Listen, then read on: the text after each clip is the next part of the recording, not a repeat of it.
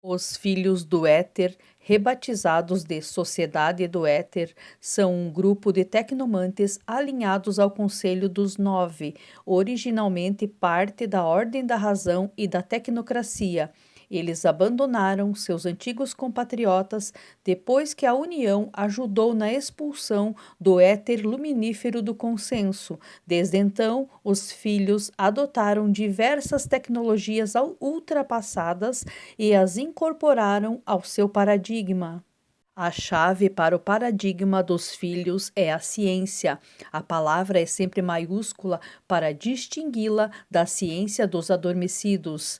Teorias exóticas de campos orgânicos, câmaras de hipercombustão e matrizes de transmissão etérica permitem que eteritas criem dispositivos ainda mais estranhos e maravilhosos. Sua ciência quase sempre tem um toque barroco, como se tivesse saltado das páginas de ficção pulp ou ficção científica vitoriana. Raios da morte, servos robóticos construídos em latão e movidos por um relógio espaço fantástico ou veículos aquáticos vêm à mente quando outros discutem o assunto. Os filhos de Éter veem a ciência da tecnocracia com desdém, abominando sua visão estática sobre a natureza das coisas. As práticas científicas não são mecanismos previsíveis que podem ser recombinados em uma taxa quase infinita, mas um processo dinâmico e caótico, como ensina o Kitab al-Alassir. Tudo é verdade, tudo é possível. Os filhos acreditam que as esferas são, na verdade, diferentes aspectos do éter. Correspondência é o éter contíguo. Entropia descreve a dinâmica do éter. Forças são a física energética do éter. Vida é a biologia etérica. Matéria é química e engenharia etérica. Mente é ciência noética. O prime é o éter metafísico. O espírito descreve as dimensões etérica e mimética. E o tempo é o estudo da causalidade. Todos os filhos do éter trabalham para tocar o éter verdadeiro, a lendária 10ª esfera. Os filhos do éter atribuem suas origens aos ensinamentos do filósofo troiano Aretus, que ostensivamente aprendeu com os refugiados da Atlântida perdida. De acordo com os filhos, a Atlântida era uma sociedade ideal que aproveitou o éter em todo o seu potencial, antes que um cataclismo desconhecido a derrubasse. Aretus registrou seu conhecimento da ciência etérica no Kitab al-Alassir, que sobreviveu ao saque de Troia graças a seu pupilo Parmenestes, que fugiu para Atenas e cujas gravações foram posteriormente traduzidas por Aristóteles, que deduziu o quinto elemento das Escrituras. O texto permaneceu esquecido em uma biblioteca até que os árabes traduziram o livro e o jovem mago italiano Lorenzo Golo encontrou um exemplar em uma viagem, enquanto o templário Simão de Laurent encontrou uma cópia enquanto se juntava à primeira cruzada, e ambos se encontraram em Paris e tentaram decifrar o livro, fundando a Casa Golo dentro da Ordem de Hermes em 1171, a instituição mágica acadêmica dominante na Europa na Idade das Trevas. Devido aos conflitos internos com a Casa Verditius, a Casa Golo foi dissolvida apenas 17 anos depois, e os dois fundaram a Guilda dos Filósofos Naturais. Renascimento. Durante os estudos, Golo e Laurent entraram em conflito com a Igreja, e Laurent foi excomungado em 1190 por heresia. Como reação, a guilda procurou um patrono que os protegesse e seus estudos das autoridades mortais. Eles encontraram um aliado na nascente Ordem da Razão, cujo ars praeclarus era semelhante aos contornos do Kitab al-Alassir. Ambos uniram forças e a guilda se dissolveu nas várias convenções da nova ordem, espalhando seus conhecimentos sobre o éter. O próprio Golo morreu em um acidente tentando criar uma aeronave. Em 1283, um pergaminho caiu nas mãos de um escriba espanhol. Ele fundou uma sociedade secreta com base em seus preceitos, que alguns relatos chamam de pupilos de Parmenides, que estava fora da influência da guilda. Mais tarde, eles se juntariam ao coro celestial e eventualmente se reuniriam com a ordem voltariana. Os discípulos de Aretos prosperaram na era do Renascimento, quando parecia que a ciência não conhecia fronteiras.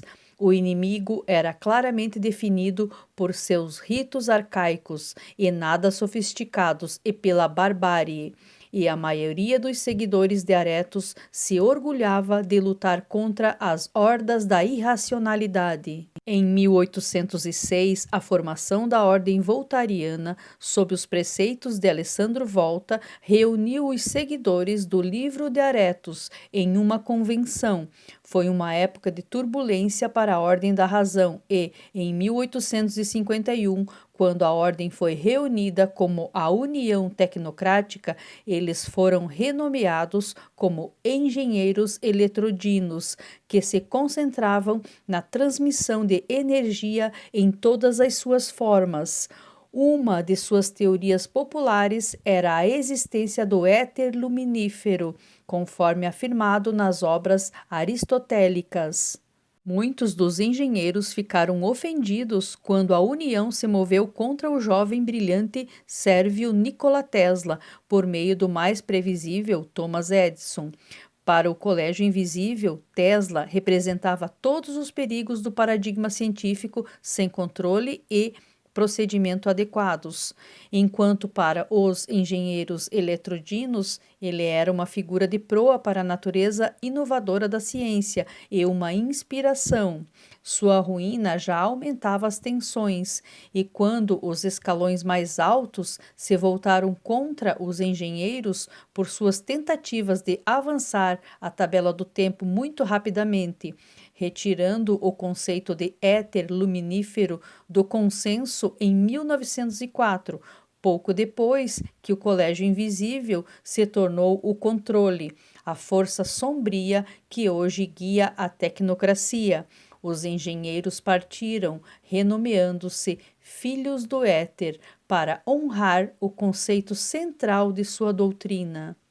Os filhos se juntaram ao Conselho dos Nove, reivindicando a sede da matéria, vaga desde que os Solificati foram banidos das tradições. Eles forneceram muitas informações sobre o inimigo e, finalmente, permitiram que o Conselho dos Nove realmente atuasse como um conselho com membros plenos.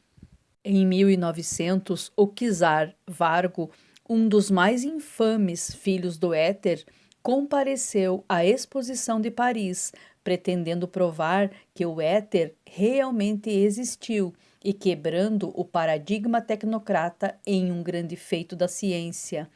Em vez de seu dispositivo de energia, no entanto, as armas eram o foco principal, o que enfureceu muito o mago, pois ele acreditava que o propósito da ciência era a paz e a cooperação, não o conflito. Em 1914, pouco tempo antes da eclosão da Primeira Guerra Mundial, ele se manifestou em Paris em um dirigível anunciando sua intenção de trazer a paz mundial se todos os governos renunciassem sob seu governo benevolente. Vargo foi parado pela União Tecnocrática e seus atos foram apagados da memória coletiva da humanidade, graças ao paradoxo e ao encobrimento da União, mas provou a determinação e a lealdade da nova tradição aos seus pares. Na Segunda Guerra Mundial, a maioria dos filhos se voltaram contra Hitler, quando seu envolvimento com o ocultismo se tornou aparente, sem falar nos campos de concentração. Outros continuaram a apoiar o eixo, esperando usar o Terceiro Reich para combater o paradigma tecnocrata. Não terminou bem para ambos os lados e a tradição como um todo foi prejudicada. A ciência moderna trouxe algum alívio para o paradigma dos filhos. O princípio da incerteza, a teoria quântica e a descoberta da matéria escura deram aos filhos um domínio das ciências modernas e eles pretendem explorá-lo antes que a tecnocracia possa fechar o vazamento. A tempestade Avatar, no entanto, provou ser problemática, já que prendeu muitos agentes etéricos na Umbra. Os iniciados dos Filhos do Éter são frequentemente recrutados nos salões da academia, onde um possível eterita recebe uma cópia do Kitab al-Alasir. Caso o aluno demonstre capacidade de romper as barreiras da lógica convencional, ele ou ela será encaminhado para uma orientação. O avanço entre os filhos é muito parecido com a academia.